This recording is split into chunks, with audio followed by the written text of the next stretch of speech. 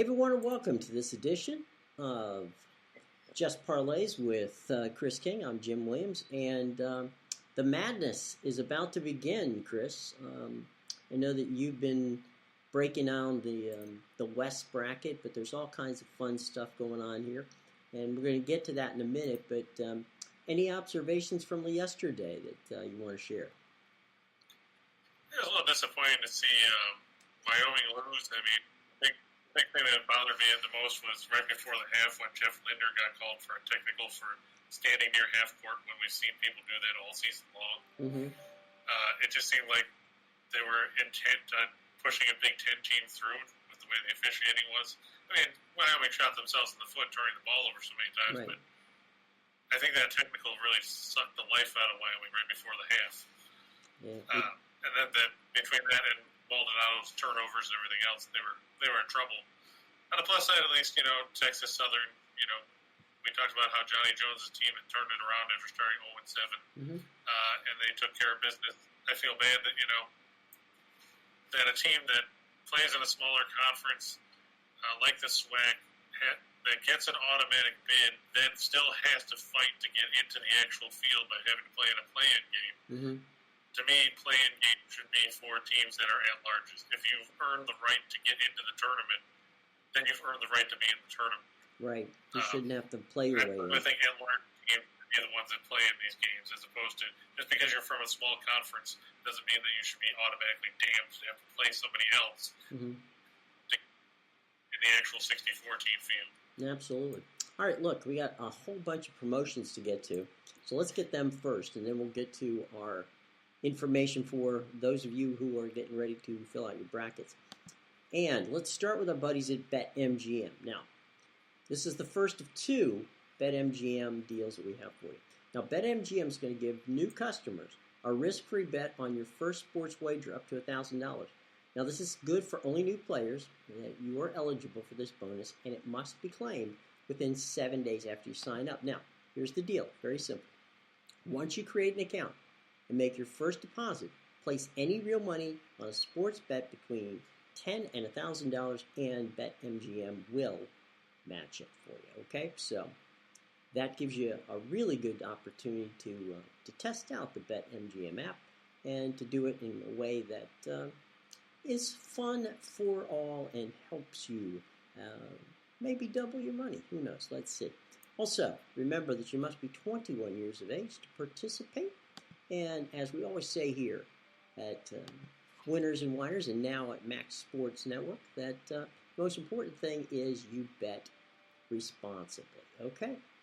Now, we also have a free thing. We're giving away a couple of free things. First of all, our expert team of handicappers at Winners and Whiners are offering a sports betting guide to the NCAA Tournament featuring insightful, helpful ways to avoid traps. Meanwhile, at the same time, they're going to find you some value plays and, most importantly, help you make the right bet. So sign up today and get it directly in your inbox the moment it's published, 100% free. Meanwhile, don't forget, we also have, there's more, win up to $1,000. So it can be $2,000 in prizes. You can win up to $1,000 in our bracket contest.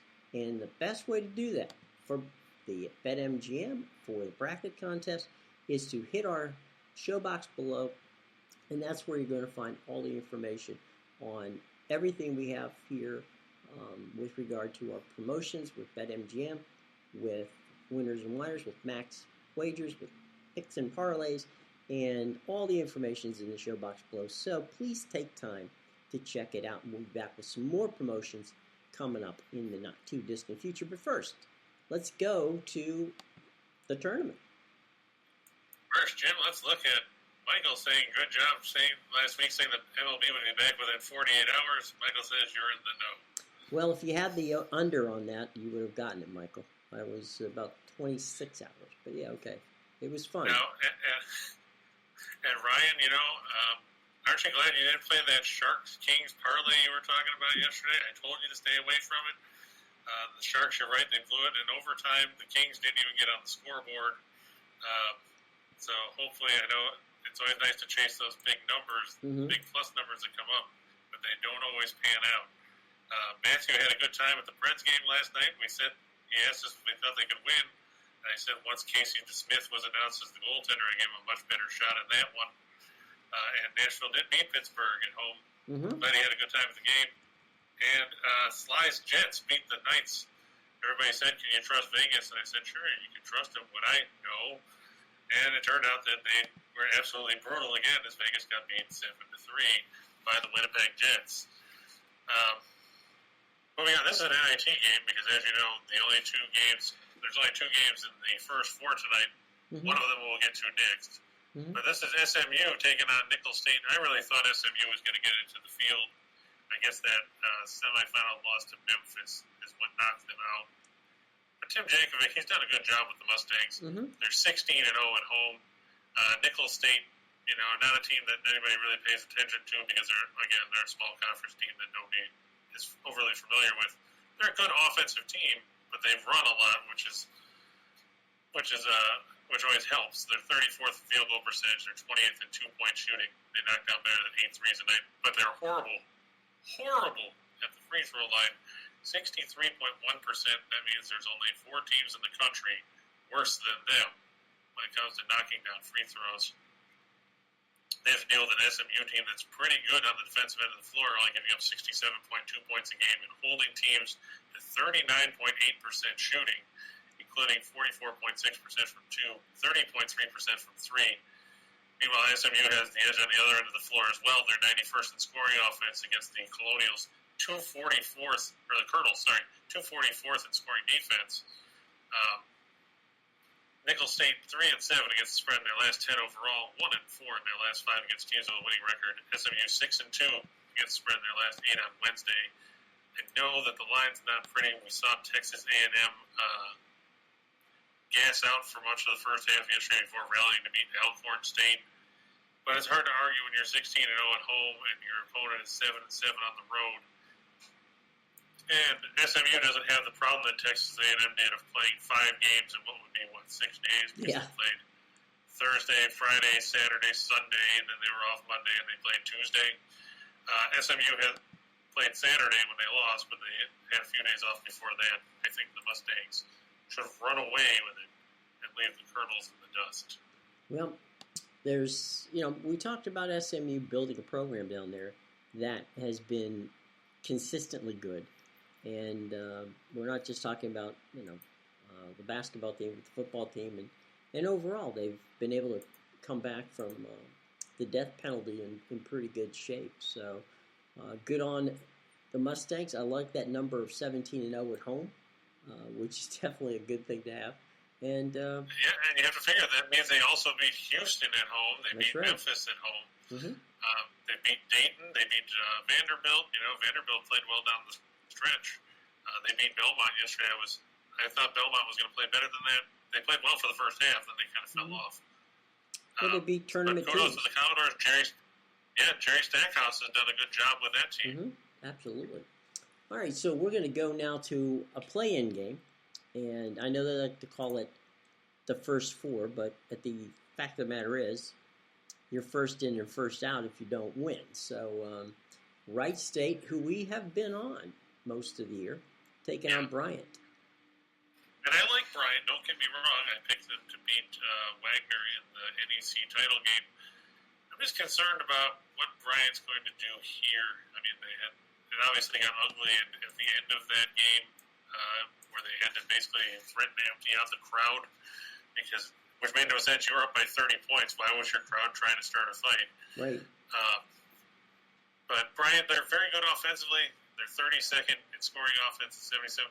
But if you look at the rest of their peripherals, they're not all that great. They are 209th in field goal percentage at 43.7%. They are 312th in 3-point shooting at 30.8. And they're decent at the free throw line, but they're not great. Wright State, they're 16th in scoring offense at 75.5. They're 51st in field goal percentage at 46.5%. They shoot 53% inside the arc. They struggle from the perimeter, but they knock down free throws. 20th in the country at 76.8%. And one thing that you can't overlook here too, Jim, Wright State obviously being a school in Ohio, you know that Wright State fans are going to travel well for this. much like Indiana fans traveled to Dayton yesterday for that game against Wyoming. It's something you can't overlook in a game where, it's win or go home on a neutral floor. It's not necessarily all that neutral when Wright State's not that far away from the Dayton Arena. No, and, it's not like these tickets are tough to get for the first round in these games. And Dayton has hosted all these games, and they're used to it. And right. So yeah, it's you're going to have definitely you're going to have a crowd that's going to be very pro Wright State, and that doesn't hurt. That doesn't, Bryant's not going to have the kind of crowd that Wright State's going to have. Wright State in 10 minutes?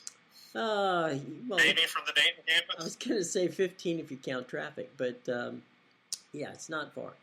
It's right, no pun intended, it's right down the road. But yeah, definitely a good one, to be sure. It's a simple trip, and of course the other playing game tonight is Notre Dame at Rutgers. I know everybody's really excited to see both these teams in the tournament. The issue, Notre Dame is only 7 deep, and we have to wonder, is that going to impact them here? Rutgers, they go a little deeper, but can they get somebody other than Ron Harper to step up consistently? And that's going to be a big question for the Scarlet Knights.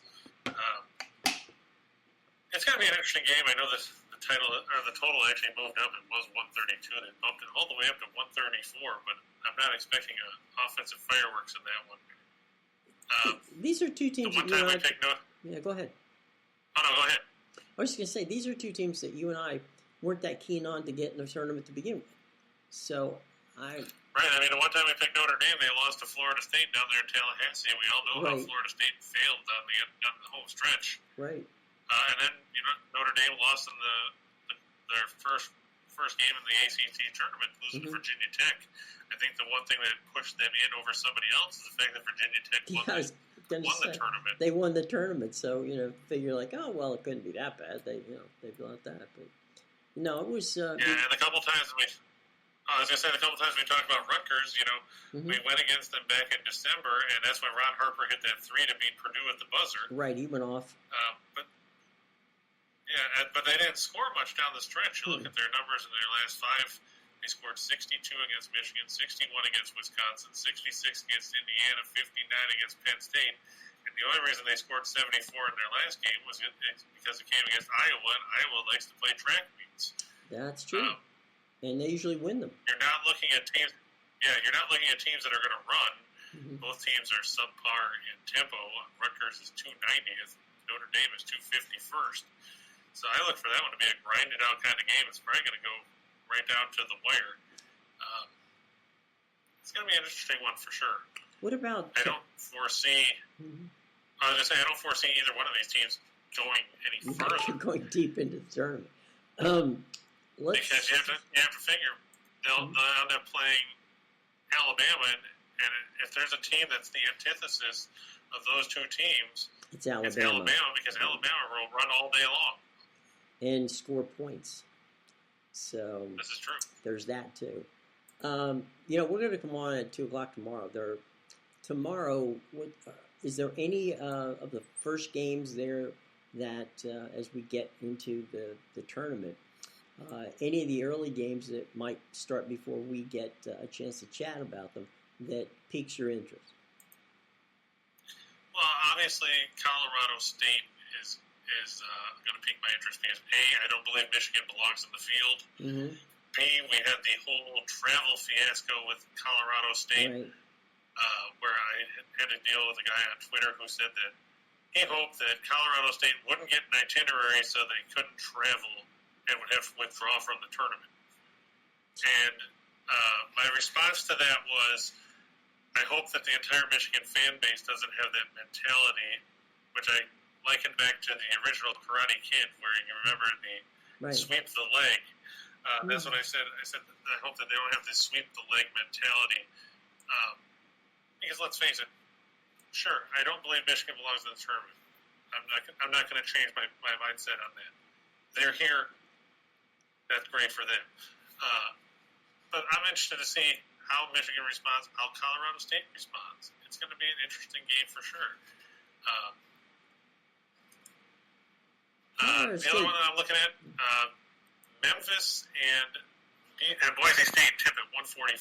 That's going to be an interesting clash because the winner is probably going to face Gonzaga because I don't think anybody's giving, myself included, is giving Georgia State a shot, especially playing in Portland, which is basically the backyard of Spokane when you get right down to it. Mm-hmm. And the other one that I'll tip off before we come on will be the clash. I know Tim Earl is big on this one.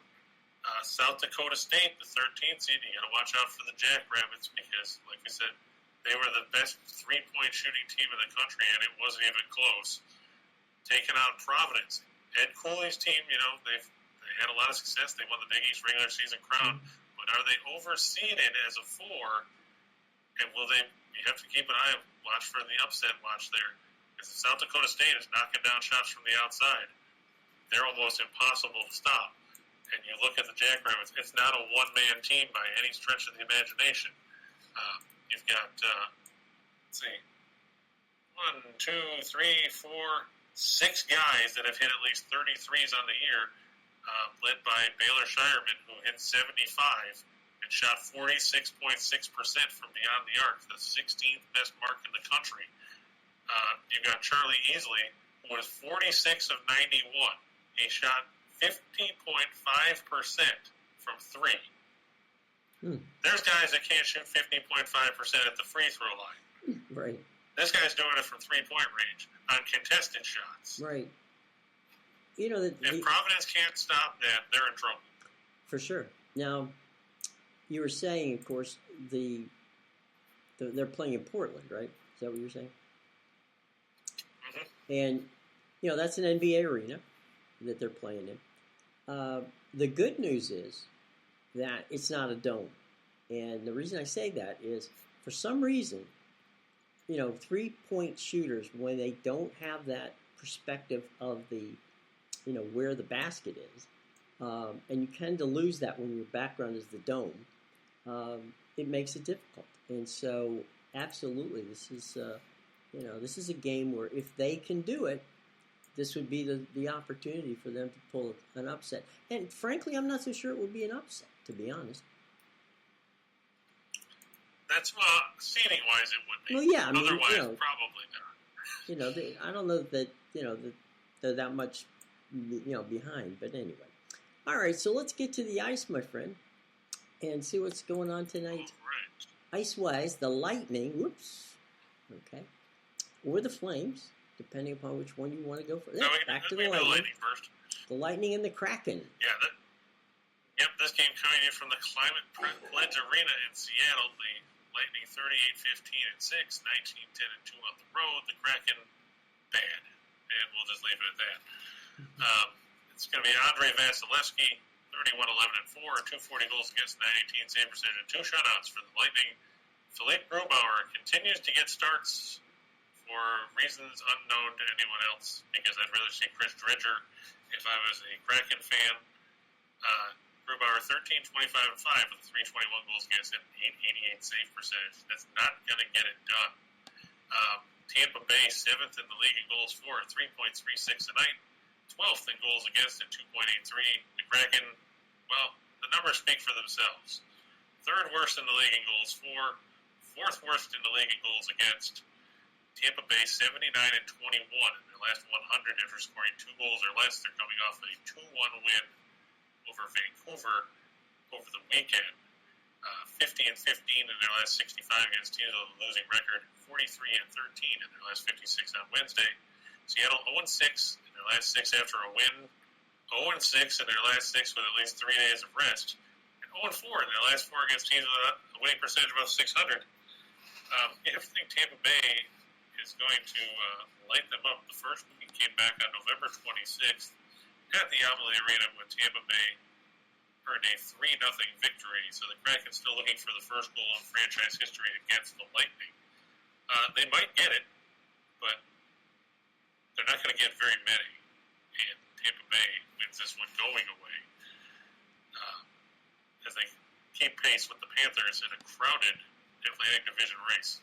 Yeah, I mean, the Lightning are in a battle within their own state. I mean, at this point, Florida's played well. You can't, from their standpoint, you can't afford to have a letdown.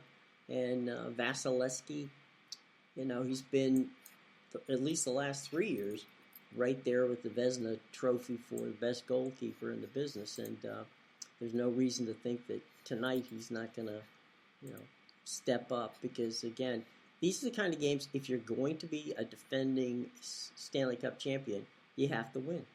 And Seattle is a expansion team. You can't let it up against them. You have to put the pedal down, and we'll see how that happens. But, it's hard to go against the Lightning, for sure. And as we said before, there's nobody who is better at giving folks hope than Philip Grubauer, the opposing team hope.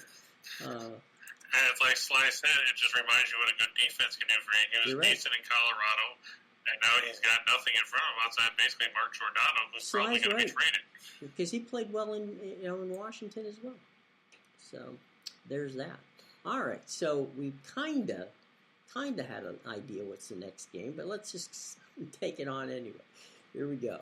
Calgary, the Flame on. We're talking about teams that are good and teams that aren't. We got the Devils and the Flames. Mm-hmm. The Flames obviously leading the Pacific Division. They are 36, 16 and 7. They're 18, 5 and 5 at home. Devils 22, 33 and 5 and 8, 19 and 2 on the road. They're coming off a 6-3 loss last night to Vancouver. So Bruce Boudreau's boys picking up the win. Mm-hmm. Much to the chagrin of Sly, because like he said, Winnipeg won, but so did Nashville and the Canucks. So they didn't gain any ground in the playoff chase. John Gillies 3-9-1 with an ugly 3.70 goals against and an 885 save percentage. Going to start for New Jersey. Meanwhile, Jacob Markstrom 28-11-6 with a 207 goals against, a 928 save percentage, and 9 shutouts. Now, here's an interesting stat for you about Markstrom, Jim. He's got 9 shutouts in his first 11 years in the league. He had a total combined number of 8. Well, that goes to prove, Sly's point. If you have a good defense back there with you, it makes you a better goalkeeper. That's true. The Devils 17th in goals for at 3 per game. They're 26th in goals against at 3.5. Meanwhile, Calgary 6th in goals for at 3.42. And back to that point, 2nd in goals against at 2.42 goals a game. New Jersey 17 and 46 in their last 63 as an underdog. They're 5 and 16 in the second game of their last 21 back-to-back situations. They're 1 and 7 in the last 8 when it comes to 3 games. The third game of a 3-game and 4-night set. Calgary 5-0 in their last 5 on Wednesday, 14 and 2 in their last 16 at home, 12 and 2 in their last 14 as a home favorite. The Devils 3 and 14 in the last 17 meetings between these teams, and they've lost 8 of the last 9 meetings in Cowtown. Look for the Flames to down the Devils in the Saddle Dome to get another victory. That's also a tough place to play, the Saddle Dome. Calgary has some rabid fans, and they certainly make it tough. So, and the Flames are playing good hockey, so why wouldn't you want to get on that bandwagon? Now, I know we're getting ready to go to the NBA, but here's the second of our 2 big promotions from BetMGM, and this one has to do with the NBA. It's a good one. Now, use your BetMGM app. Then place a bet of at least $10 on any NBA game, and you get $200 if either team hits a 3-pointer. Click on the BetMGM link below to play. Remember, you must be 21 years of age to play. Bet responsibly. So that's a great opportunity. We told you about the other one before, and by all means, take advantage of it. All the information on both promotions with BetMGM, our friends, are in the show box below. Okay? Very cool. So now we go to the association and see what's going on the hardwood tonight, Christopher. Well, before we do that, let's just go back through some of the comments that we missed earlier. Brody said he hit a 5 and 7 teamer with our help and a couple of adjustments yesterday. He missed a 10 teamer because Santa Clara let us down. Santa Clara let everybody down. I think they forgot that they had to bring offense with them to the Palouse. I was very disappointed with Herb Sendek's team's performance. He's gonna get a nasty letter. He's not gonna give her fruit baskets from us. Yeah, congratulations though, Brody, on hitting a 5 and a 7. That's fantastic work, man. Yeah, I mean, can't go wrong with that. It's always good when you hit winners like that. Michael asking about Virginia, Mississippi State, and Towson, Wake Forest going over the number. I like Virginia. I've actually got them further down in the shot in the dark segment. I just think playing at home is going to be a bit too much for a Mississippi State team that kind of fell apart down the stretch. And Tony Bennett, he's got to win something, or else the Virginia fan base will go back to pointing out how he lost to UMBC as a 1 seed in the tournament a couple of years ago. As far as Towson and Wake going over the number, I can see that happening. You have to figure Wake Forest, they're a good offensive team. Steve Forbes has done a good job with that, given the fact that he basically inherited a team of nothing when he took it over.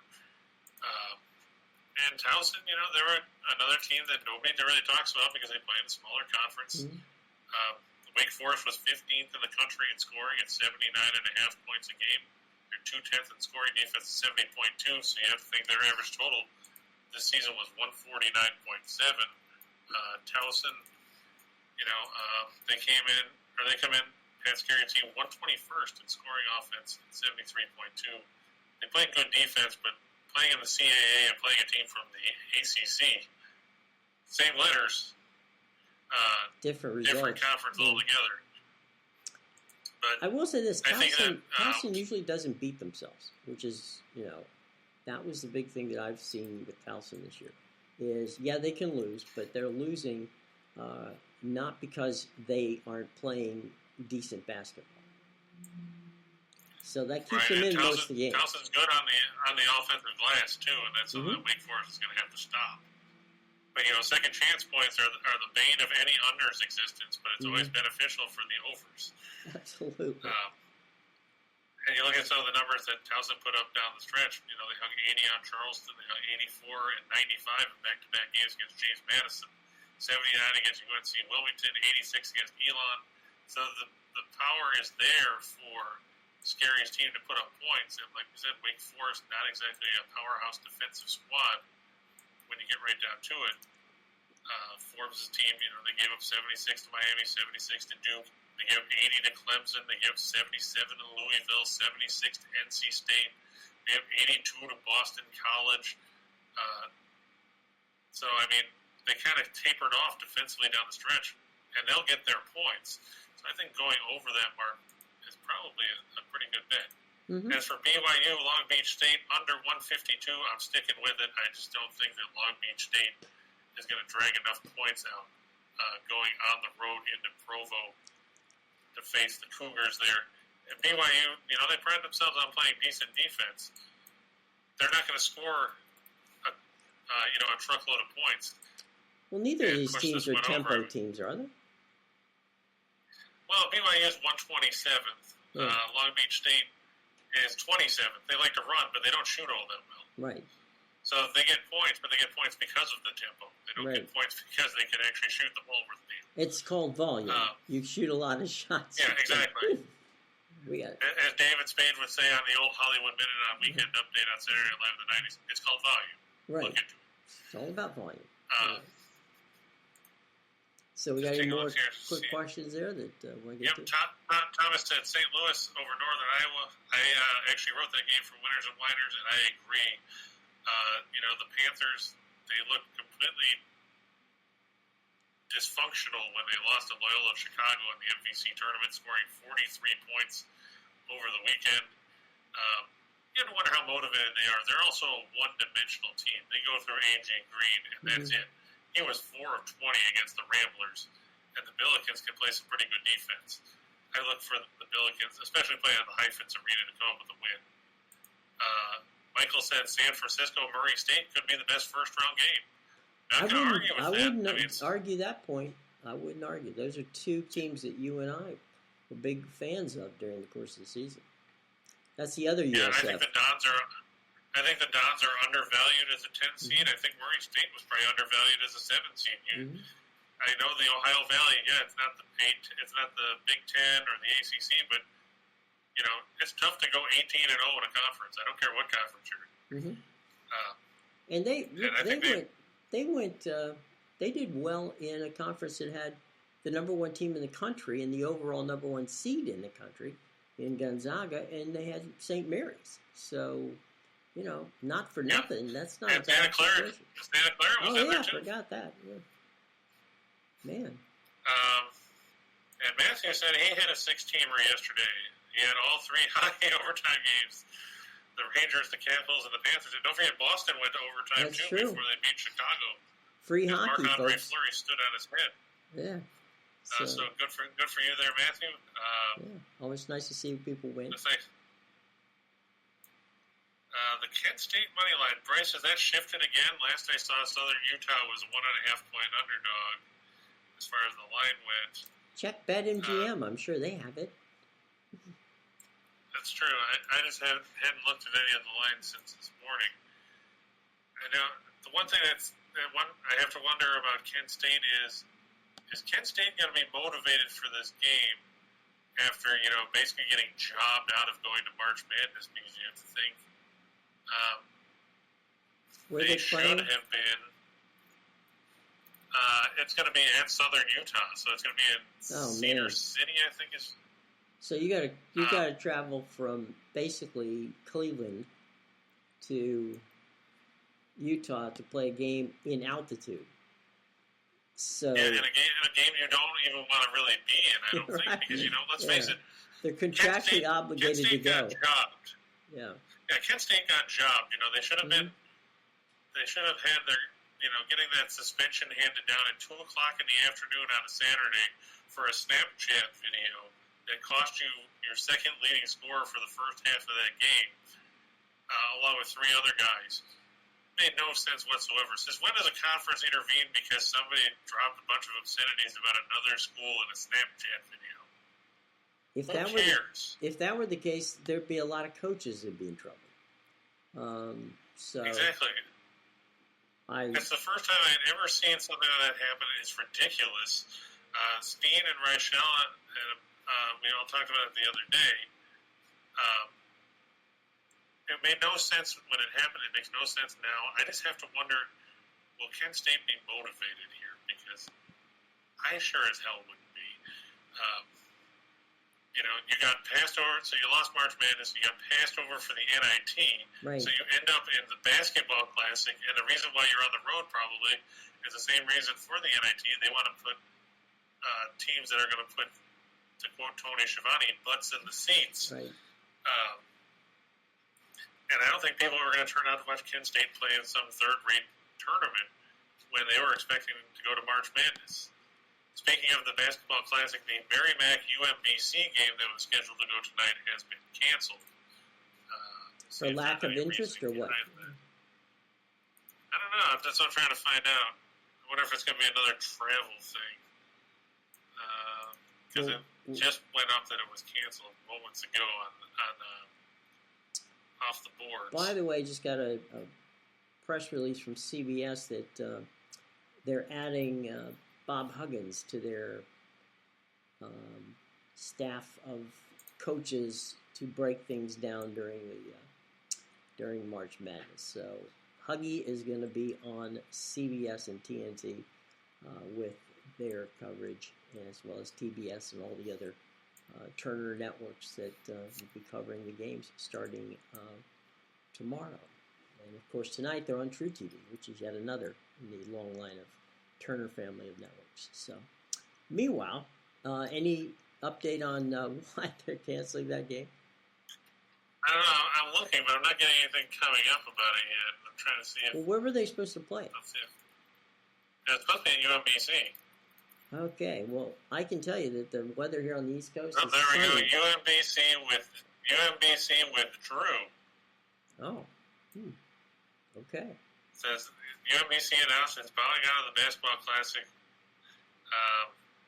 They gathered Tuesday for the first time since returning from the American East title game against Vermont when they were obliterated and determined they were not healthy enough to play Wednesday's game. They said, we want to sincerely apologize to our fans and tournament organizers who worked so hard to put this event together, and to the Merrimack men's basketball program for this outcome. We're disappointed that our season cannot continue, but we'll get to work immediately to prepare for another successful year in 2022-23. Okay. So there you go. Anybody that was excited about seeing Merrimack play UMBC, you're out of luck. So Merrimack hopefully didn't travel to Baltimore to turn around and go home. So yeah, the funny thing was Merrimack was 15 and 16 and got into this tournament. It shows you that there's a lack of teams that were interested in playing in tournaments. I mean, we looked at there was another team yesterday. What, South Florida didn't get called? Jeez. They can play Merrimack in the first round. Who knows? Why not? I saw a team yesterday that I think we had 11 wins or something like that got into this tournament. They may be playing. This is a made-for-TV tournament anyway, so there you go. But I mean, they were like 11 and 15, and they got into it. I'm like, what kind of tournament is this? I guess, and I feel bad for teams like, our buddy Pete Medhurst and Navy because they weren't going to pay to get into a tournament. No. But, you're going to see these doormat teams that don't belong in a tournament. Why don't we just get Mississippi Valley State in here? Why not? They want a couple. Why don't we get IUPUI in this tournament? I was going to mention this yesterday. IUPUI's women's team is in the NCAA tournament. They're quite good. So are they going to get obliterated too? I don't know. I mean, the IUPUI team was rated 7th in their own region.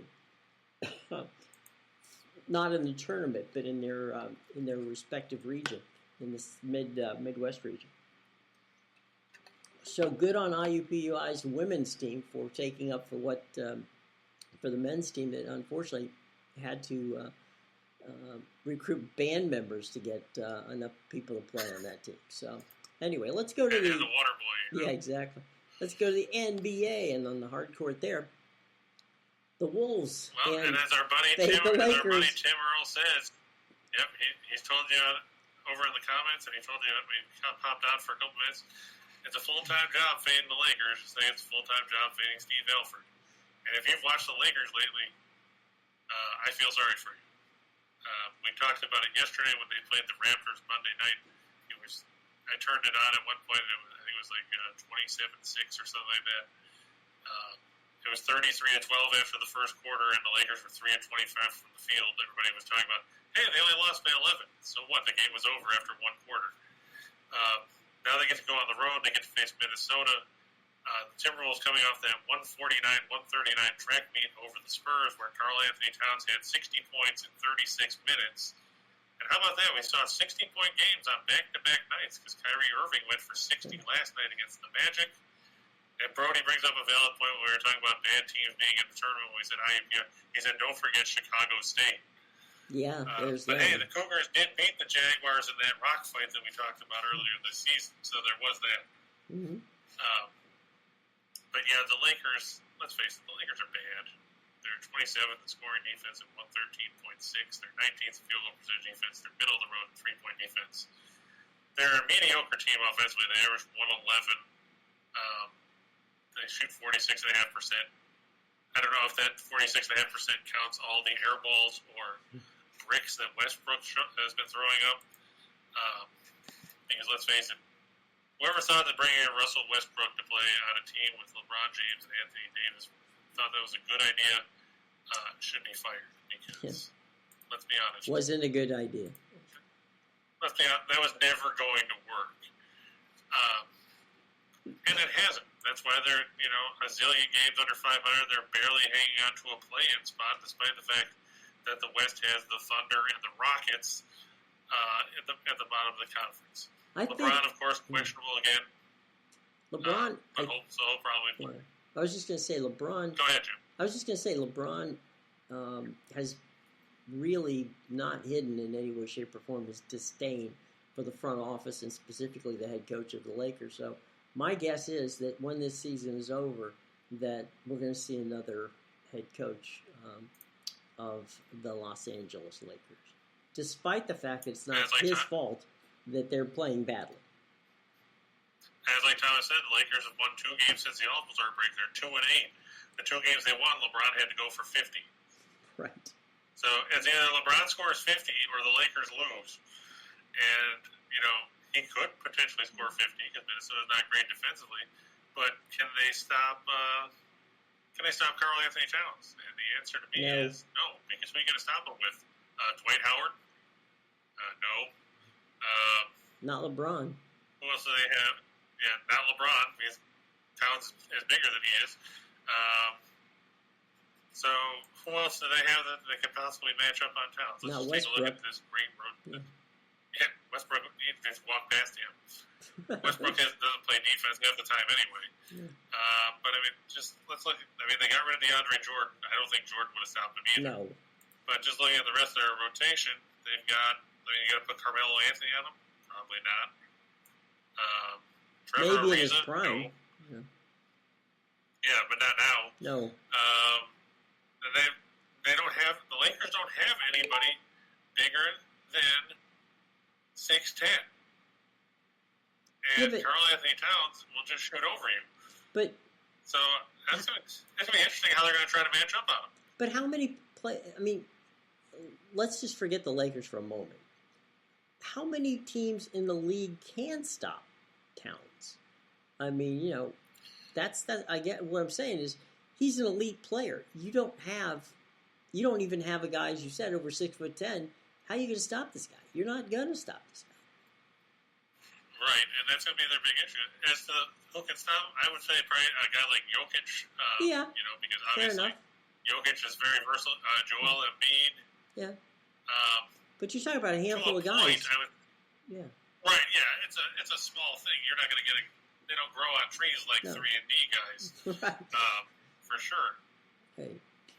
But it's just bad news for the Lakers. It doesn't take long to call roll, is all I'm saying, in the people that can play. Oh, exactly. I agree with you 100%. Yeah. So you're right. Fade the Lakers. Let's go. Next one up. And speaking of Nikola Jokic, we'll talk about the Nuggets as they come to the nation's capital to take on the Wizards. John Crickey talking to you here as the Nuggets 41-28. They're 21-15 on the road. And Trump, the Wizards 29-38. They're just a 500 team at the Capital One Arena this season.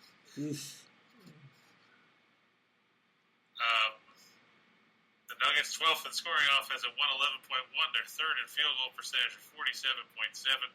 Middle of the road in 3-point shooting. But when you've got Jokic who can do everything, you don't really need to shoot all that well from the perimeter or all that often.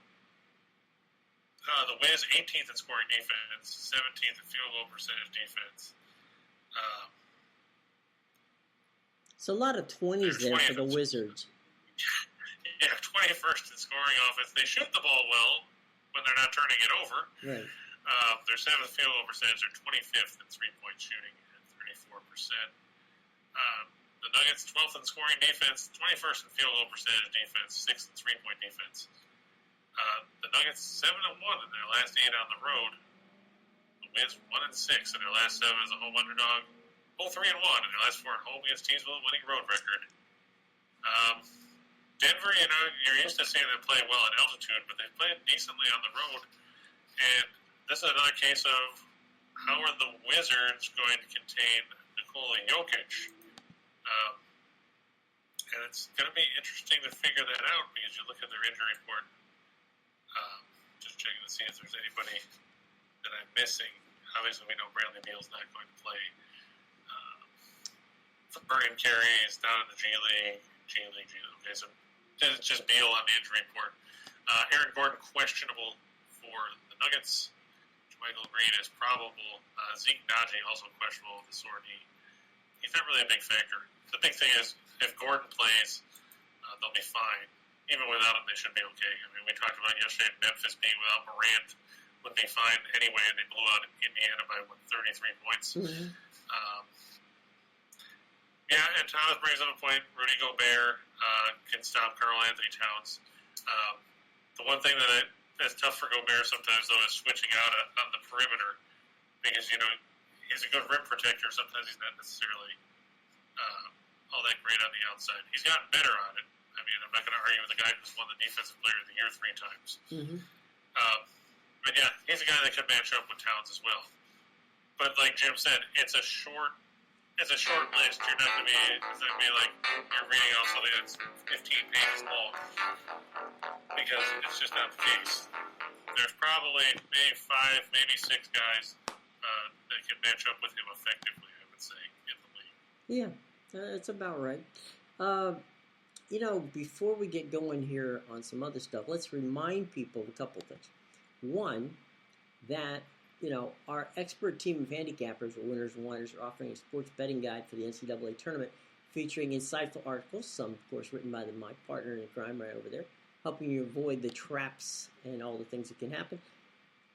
We find value plays, and most importantly, make the right bets. Sign up today, and it's going to be right in your email box as soon as possible. Remember, this one is... I think it's already out, because I have a copy of it. Right, so. No, it's out. What I'm saying is, if you sign up, it will get in your email box as soon as you sign up. So there you go. Gotcha. There you go. Try to make myself clear. I just wanted to make sure that I just didn't get it ahead of time. No, we're all... I got mine too, so it's there. Okay. But wait, there's more. We have a bracket contest. Now, there's up $2,000 is out there, $1,000 to the winner. You still have time. So in the show box below, where we've got all the BetMGM stuff and all the cool stuff having to do with the tournament, it's in the inbox, in the show box. It'll get to your inbox after you sign up for it. Speaking of signing up for stuff, sign up for Chris's stuff, because we have some really cool stuff with Chris. You can get a lot of good stuff from Chris and his parlays. So if you want Chris's parlays, and I know a lot of you do, check out the show box below. There's all the information about getting Chris's parlays sent directly to your email box. All you have to do is fill out the information in the show box below. There's a link to that too, okay? So all that's there. There's also promotions on our Max Wagers Network, which Sean starts off at noon. Allie's up at 1. Then there's Chris at 2, along with us. And then there's Scott and Scott. Oh, I said Mike and Mike. Scott and Scott comes up at 3 o'clock. And then Lenny and the boys round out the day. So there's 6 hours of content right here on the Max Wagers Network. So at this point, as I take a deep breath to get some more air after reading through all that, let's move forward. Good grief, Joe Flacco signed with the Jets. Again? Yep. Wasn't he there once? Yeah. He signed a 1-year deal for $3.5 million. A, why would Joe Flacco go to the Jets? B, why would the Jets pay him $3.5 million? No idea. He's worth about a nickel. I mean, look, Joe cashed in on about $80 million of a $100 million deal that he had. He's picked up a few extra mil on the way out there. Would you not just say, all right, I'm in that $80 to $90 million category. Do I really want to play anymore? I could sit home, watch TV, enjoy my life, go watch the Delaware basketball team play, and just hang out. I mean, he lives in South Jersey anyway. I don't know. Some guys just can't quit. And I guess... and Chandler Jones is going to sign with the Las Vegas Raiders. Ooh, okay. I can tell you this much. Who then traded Yannick Ngakoue to the Colts. Baseball-wise, I expect Freddie Freeman to be a Dodger by the time we do this show tomorrow. So, there you go. That's my little tidbit here. Freddie Freeman will be a Dodger. Jim, we have someone asking about the contest. What password do you use to enter it? Do you know about that? Because I haven't done anything with the contest. With the contest? No, you don't have to. There's no password. You just click on it and you enter. It should be. Hang on a second. I'll do it myself and see. And James, I know that Flacco spent a lot of years in the league, but that doesn't mean that the Jets need to pay $3.5 million for a backup quarterback, who conceivably might not beat out Mike White and then end up getting cut. Let's be honest, 3.5 is pretty steep for a guy who might not play. That's true. And the coaching change with Florida Gulf Coast, I don't know if that'll affect them too much. Detroit Mercy, I know you weren't a fan of them earlier this year when they were on the road. The Titans, of course, led by Antoine Davis. They're still 5-14 on the road, and Florida Gulf Coast 15-3 at home. I don't think the coaching change will be too much of an issue because I think it's something that they knew was coming for a while. I'd probably still lean towards the Eagles. The Titans they needed more secondary scoring, and they never found it. That's a big issue for them. Jim is still. I don't see any. I don't see anything that any password that you need to get the contest. But if we do, I'll tell you what. I'll leave it. They're saying is WXM the password. They don't have a Yahoo account. I didn't know it was on Yahoo, but then again, I haven't seen it. Here, I'll tell you what. We'll if you check back later, I'll put it in the comments, and that way you can come back and check it out. Okay, fair enough. I will find out how it works and get back to you on that, because I was just there and it didn't seem to be a problem for me, but we'll see. There must be something that your browser or something isn't letting you do it. That happens sometimes. Don't worry about it. We'll leave me a note. Yeah, I know sometimes people use Chrome instead of Firefox. Right, and there's craziness that abides. So I'll tell you what. Come back. Brody says MWN is the password. It probably is, because we are the Max Wagers Network. That would do it. So Brody, thank you for the scoop, buddy. I'll come back and put it in the comments. So if there's anything different, I think Brody's right. I think it is at MWN. So there's that. So by all means, check it out and come back later, and I will absolutely have it for you. Let's go for 2 for the money, big guy, and see what we got. All right, we got Wright State over Bryant. I'm going to stick with him. I know people, I think it was James, was talking about how Bryant is more battle-tested outside the conference, but you have to remember that while they did play Houston and Cincinnati and Clemson, Wright State also played some bigger teams outside of the conference as well. They played Purdue, they played Cleveland State, they played Akron, they beat NC State and Raleigh. So that's not really something that's it's not nothing. As much of a factor as one might think. So I'm going to lean towards Wright State, like I said, especially with their campus being 10 minutes. Jim says 15 with traffic away from the Dayton Arena. You're going to have a lot of fans there from Wright State. That might turn the tide, because having a home crowd behind you is always a plus, especially when it comes to games like this. And when you don't have to travel, it makes it even easier. I like the Bucks over the Kings. I know Sacramento beat Chicago the other night, but I don't expect them to put together back-to-back performances. I like the way the Bucks played. They beat Utah the other night. They played some good basketball. Then we've got the Nuggets over the Wiz. We talked about that already. Denver, a good basketball team.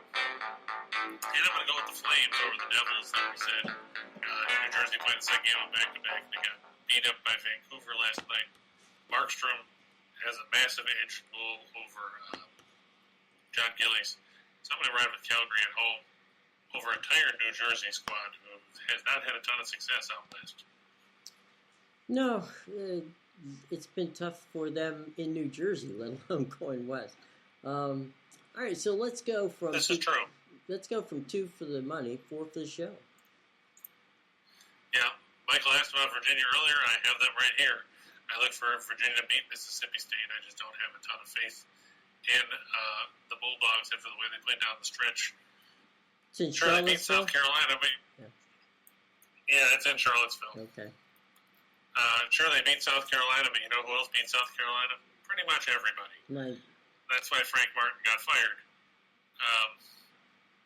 Let's face it, They went 4-4 in their last 8, but three of their 4 wins were 2 over Missouri. Then they beat Vanderbilt at home, and they beat South Carolina in the SEC tournament. They also lost in Columbia to South Carolina, lost to Auburn, lost to Texas A&M, and lost to Tennessee in that stretch. I don't think they're going to go to Charlottesville.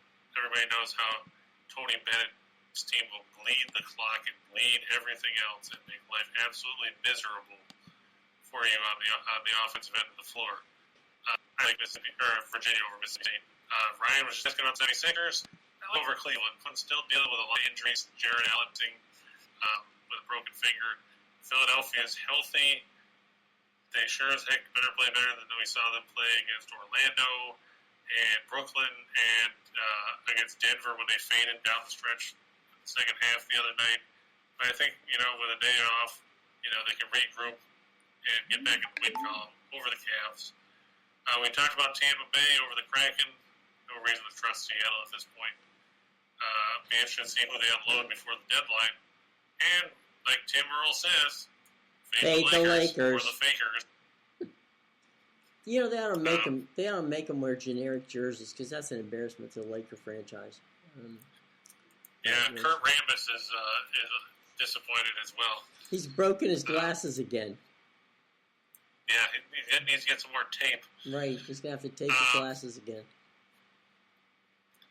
So. And as for Bill's asking about the total for the Wright State game, yeah, I think it's a little high. I think that if you look, Wright State is a decent defensive team. Bryant probably isn't going to get to run as much as they would like to. I mean, Bryant was 7th in the country in tempo. Wright State is 98th. But if you look at the last few games, for Wright State, none of their last... Oh, jeez. In fact, Wright State has not gotten to 155 points in a game total since beating UIC back on January 22nd. Oof. So their last 15 have come under this number. And there was only 1, 2, 3, 4, 5, and those were all early in the season. Yeah, so it's been since January 22nd when you've seen a number that high for Wright State. Bryant, even in their last few, they had 148 against the Wagner win at the end of the regular season, 132 against Central Connecticut, 139 against Mount St. Mary's, 113 against Wagner at the NEC title game. And even St. Francis, they only got to 155. So I think 155 is probably a little high. I would lean towards staying under. You're probably right. That's for sure. All right, this is the one where everybody has a lot of fun, and that's our menu. So let's see what we got on the menu today.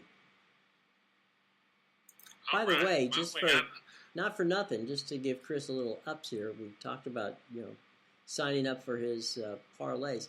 Last week, you swept it, buddy. Yep. We hit all 10 last Wednesday, so we can go today. We had 9 on Monday. The only one that missed was Jokic not going over 46.5 points, rebounds, and assists. But I think that one will be interesting. But I like Iona here. When you look at the coaching matchup, it's Rick Pitino versus Al Pinkins. Now, I know you're wondering, who in the blue hell is Al Pinkins? He's the interim coach of the Florida Gators. Yeah, he's taking over because Mike White left. Mm-hmm.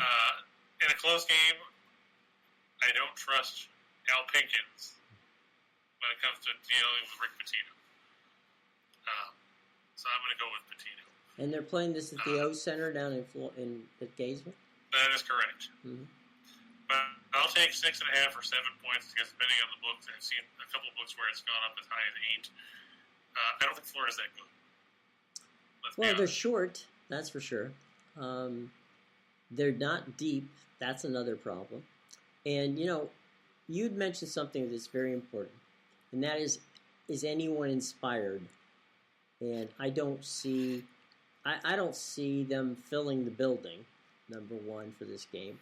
And I just don't see that the Gators are going to be inspired to play, Iona. Meanwhile, Pitino is probably ticked off that they didn't make it to the NCAA tournament because I think he felt that was something that could have happened, and I said I thought he'd get it by name recognition alone. So his team is definitely a team who was certainly in my mind worthy of making it to the tournament. So that's this is their opportunity to prove everybody wrong. Plus, how about this? If Iona could get their way to the Final Four, they'd be playing in the Garden in New York. So they have every. Be their backyard, practically. Yeah. So there's every reason for Iona to be up and psyched to play, and every reason for the Gators to be looking at exams for the next couple of months. Meanwhile, the Penguins. Yeah, I think Youngstown State will beat Morgan State. Morgan State's another one of those teams that got here because I guess they paid to be here because they were 13 and 14 on the season. Youngstown State wasn't great; they were 18 and 14, but at least they had a winning record. I look for them to prevail at home here. Morgan State was just 3 and 9 on the road. Doesn't look like a pretty record. BYU over Long Beach State.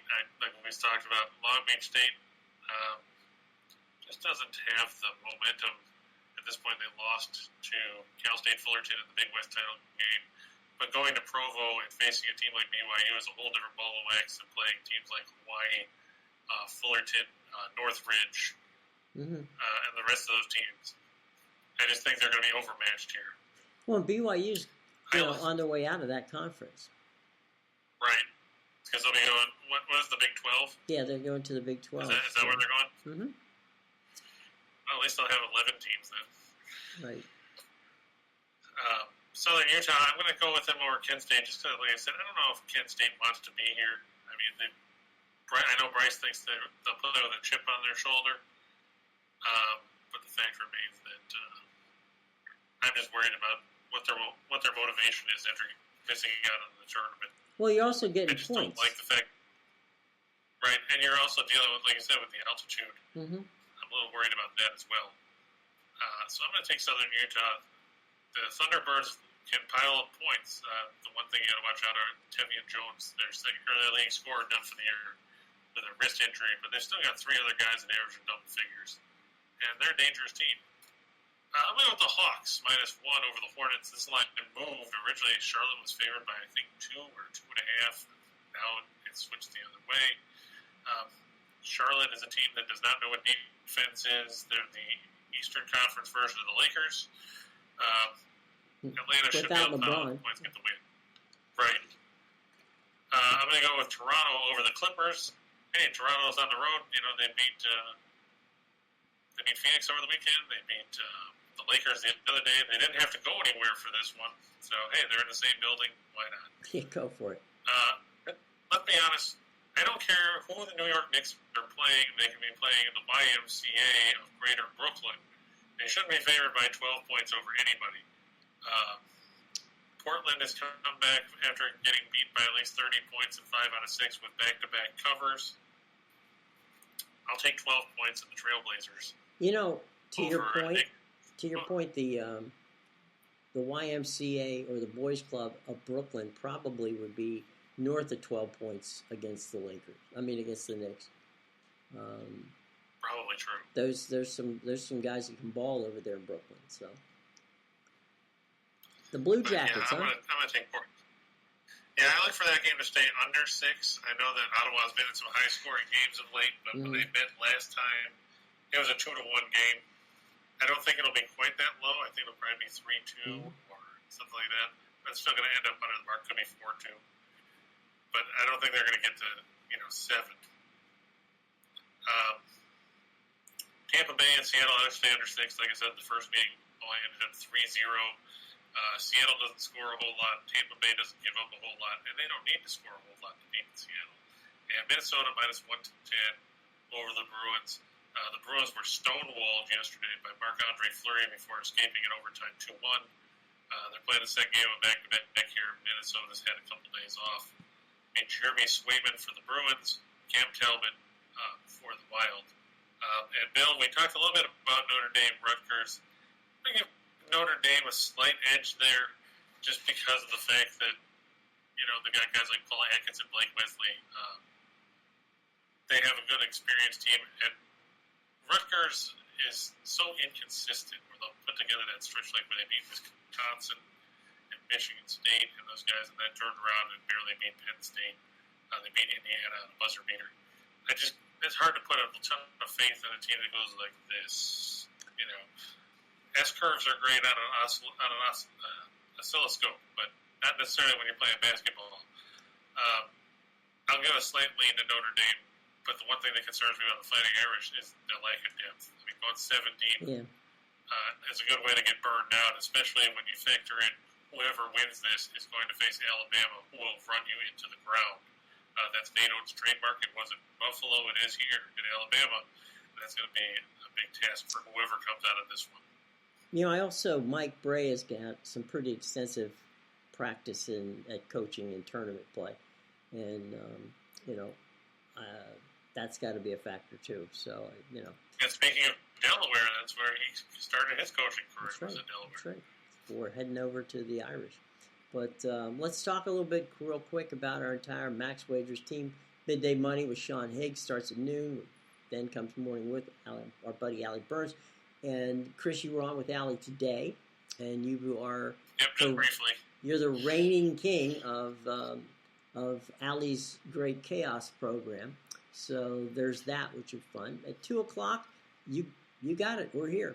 We're here every day at 2 o'clock. We clock in. We're ready to go with just parlays. Then, at 3 o'clock, or a few minutes ago, Scott and Scott on WN2 went back to the winner with Scott and Scott 3 to 4, and then Game Time Decisions with Nick, Tim, and Lenny coming at 5. So that's 6 hours of programming. Be sure to check that. Commercial free. Well, not really, because BetMGM has been very good to us. As Chico Escuela would say, been very, very good to us. Be sure, we talked about 3-4 things. BetMGM 2 promotions, the giveaway of the book and the contest, all that information, Chris's picks and parlays, all in the show box below, right down there. Also, smash that like button. Hit the subscribe and hit the bell so that you will not miss anything that goes on here with us. So, any final thoughts, Chris, before we bolt out of here and give way on a Wednesday to our buddy Scott and Scott? Make sure you try to yell really loud in the chat box because Rachel's probably hungover since he's in Vegas, and he said he was going mainly because it's St. Patrick's Day. So you go to Vegas for St. Patrick's Day? Yeah, apparently I'm guessing he'll be hungover for the next 3 days. So make sure you guys yell really loud in the chat box. And enjoy the first 4 games tonight. It should be a couple good matchups. And by the time we see you tomorrow, we'll be in the thick of March Madness. And we'll have plenty of March Madness crazy for you tomorrow. Chris is going to start breaking all that down for you. So there'll be some good stuff to look forward to come tomorrow, as there always is right here with my buddy Chris King and what we try to do here on Just Parlay. So for the aforementioned Chris King, I'm Jim Williams, and we will see you tomorrow right here, nowhere else than on the Max Wagers Network. Take care, everybody.